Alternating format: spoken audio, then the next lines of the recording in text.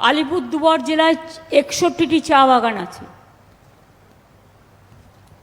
চা শ্রমিকদের মজুরি বাড়িয়ে 250 টাকা করা হয়েছে। বিনামূল্যে রেশন, জল, বিদ্যুৎ, চিকিৎসার ব্যবস্থা করা হয়েছে।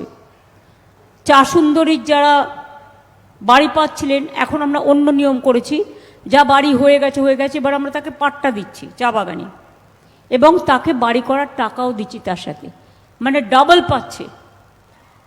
এতে চা বাগানের মজদুররা খুশি হবে বলে আমি মনে করি। আলিপুরদুয়ারে 22টা ক্রেচ তৈরি করা হয়েছে, যারা চা বাগানে মায়েরা কাজ করে বাচ্চাদের রাখার জন্য। টি বোর্ডের গত জুলাই মাসের এক নির্দেশে চা তোলার সময়সীমা 23 দিন এগিয়ে 30শে নভেম্বর করা হয়েছিল, করার নির্দেশ দেওয়া হয়। শ্রম দপ্তরের লিখিত অনুরোধ সত্ত্বেও সময় বাড়ানো হয়নি। এতে বাংলার 7-8% চায়ের ক্ষতি হয়েছে। কেন হয়নি এটা আমি শেষকে বলবো ইনভেস্টিগেশন করে দেখতে।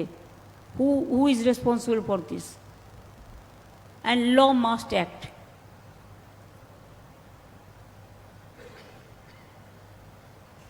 কিছু চা বাইরে থেকে আসছে দার্জিলিংয়ে, আমি যেটা বলেছিলাম, গেটওয়েতে নেপাল দিয়ে যেগুলো ঢুকছে প্রসেস না করে, তাতে দার্জিলিং চা বা আমাদের চায়ের যে ডুয়ার্সে ক্ষতি হচ্ছে, সেটা কিন্তু আমাদের দেখে নিতে হবে। তোমাকে আমি বলেছি অলরেডি প্ল্যান করো, কয়েকটা করলেই হয়ে যাবে, সব বলার দরকার নেই, এগুলো করে নেবে ভেতরে ভেতরে। মহুয়া, কালচিনি, রায়মাটাং চা বাগানের কি খবর? খুলে গেছে অলরেডি। কত চা শ্রমিক ছিলেন এতে?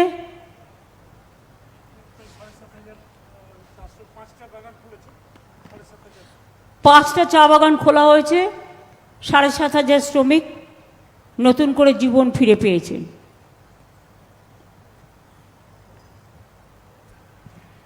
এখানে 34টি হোমস্টে নথিভুক্ত করা হয়েছে।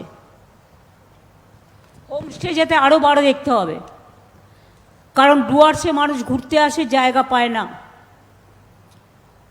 আমার মনে হয় সাথে সাথে রাজা ভাত খাওয়া, ওদিকে আমাদের যেটা জয়গাই নয়, জয়ন্তী, ওটা কি আলিপুরদুয়ার জেলার মধ্যে পড়ে? ওটা একটু দূরে হয়ে গেছে। ওখানে যে পাথরগুলো যদি টেন্ডার করা হয়, অনেক মানুষ লোকাল চাকরি বাকরি পাবে এবং ইনকাম বাড়বে, গভর্নমেন্ট ট্যাক্সও পাবে। এটার একটা পলিসি আমি ইমিডিয়েট করে ওদের পাঠিয়ে দিতে বলছি, এবং ওই সব জায়গায় ভিজিটও করতে হবে।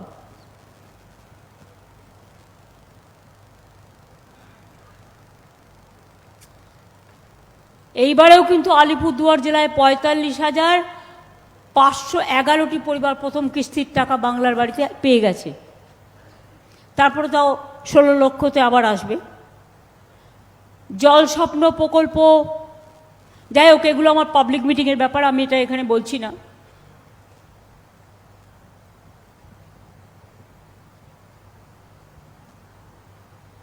এগুলো পাবলিকের কাজগুলো সৌম্য তোমরা করে দিয়েছ, শর্টকাট করেছো, তোমাদের কাজটাও ঠিক হচ্ছে না। আই ডোন্ট লাইক ইট।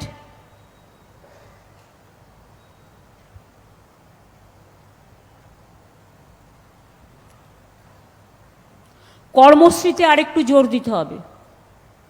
100 দিনের কাজ সেন্ট্রাল গভর্নমেন্ট বন্ধ করে দিলেও আমরা কিন্তু পরিবর্তে কর্মশ্রী চালু করেছি। তাতে 50 দিনের কাজ নির্দিষ্ট করা হয়েছে। কিন্তু যদি কোনো জেলা মনে করে পরিযায়ী শ্রমিক আছে, প্রবলেম আছে, সমস্যা আছে, গরিবি বেশি আছে, সেখানে 50-এর জায়গায় 60ও হতে পারে। আগে তো 100 দিনের কাজেও 30 দিনও কাজ হতো না। আমরা মিটিং করে করে করে এটাকে 50-60% পর্যন্ত বাড়িয়েছিলাম। সুতরাং 50 দিনের কাজ এটা ঠিকমতো করাতে হবে। এর জন্য অনেকগুলো ডিপার্টমেন্টকে আমরা সংযুক্ত করেছি। যার যাই কাজ হোক না কেন, যে ডিপার্টমেন্টেরই হোক, সে পিডব্লিউডি হোক, পঞ্চায়েত হোক, ইরিগেশন হোক, পিএইচই হোক, ফরেস্ট হোক, লোকাল লোকেদের 50 দিনের কর্মসূচি কাজের মধ্যে দিয়ে যুক্ত করতে হবে। বাইরে থেকে কন্ট্রাক্টর লোক নিয়ে চলে এলো আর স্থানীয় লোকেরা চান্স পেল না, এটা হবে না। অনেক দিন হয়েছে, এটা আমি পরিষ্কার নির্দেশ দিয়ে যাচ্ছি। যারা এলাকার দেখাশোনা করেন তারাও এটাকে, বিডিওরাও নজরে রাখবেন, আইসিরাও নজরে রাখবেন।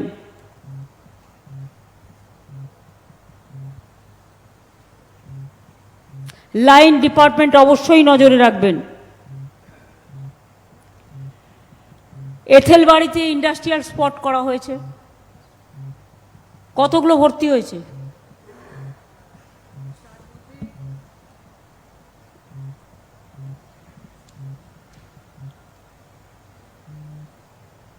मैडम আমাদের এতেলবাড়িতে अराउंड 20 तक আমাদের প্লটগুলো ফিল আপ হয়েছে ম্যাডাম। ওখানে একটা সমস্যা আছে ম্যাডাম, এটা অ্যাপ্রোচ রোড, ওটা হয়ে গেলে বাকিটাও ফিল আপ হয়ে যাবে ম্যাডাম।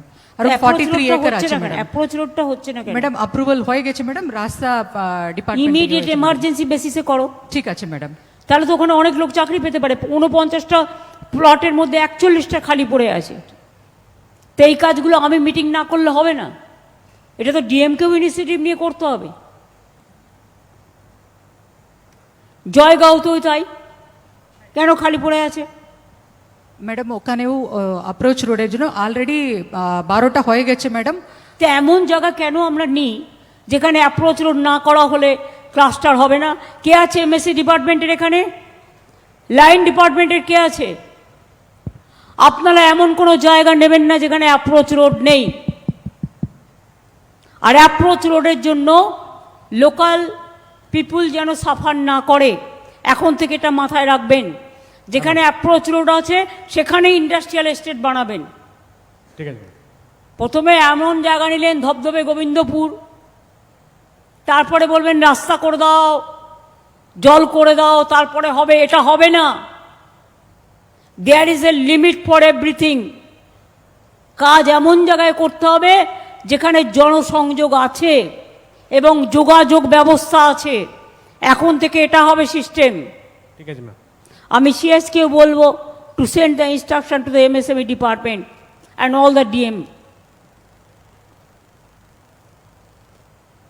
খালি প্লটগুলো ইমিডিয়েট বন্টন করতে হবে।